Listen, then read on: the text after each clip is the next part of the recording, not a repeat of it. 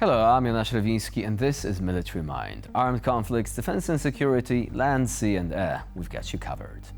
Overnight, Russian forces launched another deadly attack against multiple Ukrainian cities.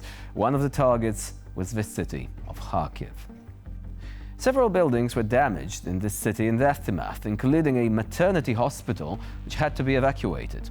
According to local officials, 9 people were wounded. Another hospital was damaged in the Kherson region, where Russian forces launched an artillery strike early this morning. According to the local administration, a patient and 2 of the staff were wounded. In response, Ukrainian forces launched several drone strikes in Russia, with the Kremlin's defense ministry saying that 155 Ukrainian drones were shot down over Russian territory overnight. Now, according to local media, drones struck the city of Tula, where 3 large defense industry plants happen to be located. All 3 facilities are already previously targeted by Ukrainian drones in May and June of 2025. The head of the Tula region, Dmitry Milyayev, said that the strikes killed 1 person and wounded another. The drones also targeted the Kronstadt drone development facility in Dubna in the Moscow region. Residents of the city of Luchovice in the Moscow region also reported drones at the Luchovice aviation plant and a local oil depot located near the site of the alleged attack. In the Lipetsk region, 1 person was killed when a drone crashed into an agricultural business. And now, as always, it's time for the latest news from the frontline. The Economist has released its latest assessment of Russia's losses in its war in Ukraine. According to the magazine's calculations, the irrecoverable losses of the Russian armed forces as of the 9th of July 2025 are in the range of 900,000 to 1.3 million people, with between 190,000 and 350,000 believed to have been killed. The magazine noted that during the offensive in the summer of 2025, the Russian armed forces suffered the largest daily losses during the entire period of a full-scale invasion. From the 1st of May to the 9th of July, the Russian army lost 31,000 people. That's the price Moscow is paying for accelerating the seizure of Ukrainian territory to approximately 15 square kilometers per day. And each life of a Russian soldier, according to these calculations, is worth 3.8 hectares of Ukrainian land.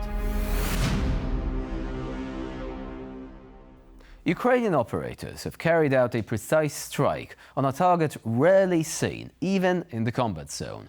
A Russian mine-laying system capable of remotely planting anti-personnel or anti-tank minefields at a distance between 5 and 15 kilometers. Its use on the front line could have significantly complicated any upcoming Ukrainian advance. Precise intelligence and work and skill of the attack drone operators have now turned the Russian threat into little more than scrap metal.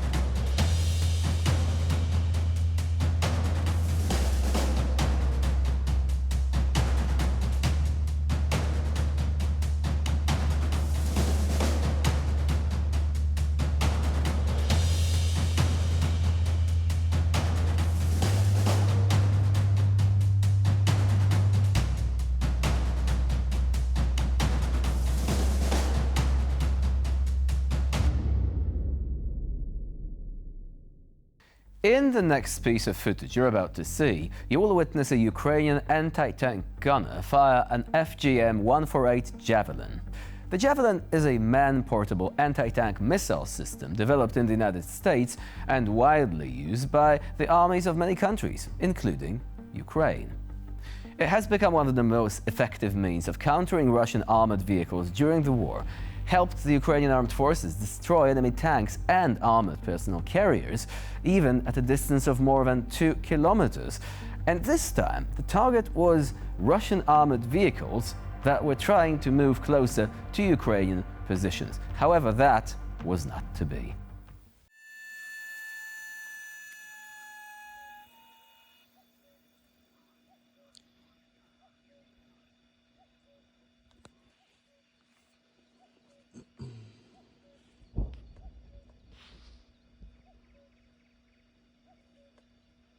Постріл.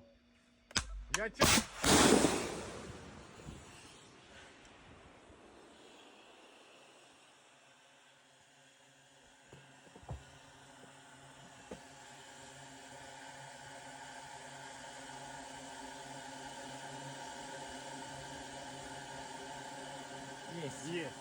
Красота. And we conclude today's episode with footage from the Kharkiv region, where soldiers of the Ukrainian Third Assault Brigade conducted a successful operation to eliminate enemy positions using modern unmanned technologies. During the raid, Ukrainian pilots flew FPV and suicide strike drones to deliver sudden and accurate strikes on the occupiers' firing positions. Then, robotic systems were dispatched forward to clear the area and search for survivors.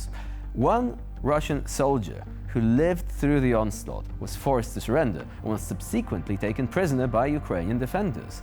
The operation demonstrates the effectiveness of integrating cutting-edge robotics into tactical operations, which significantly increases the chances of success and minimizes personnel losses.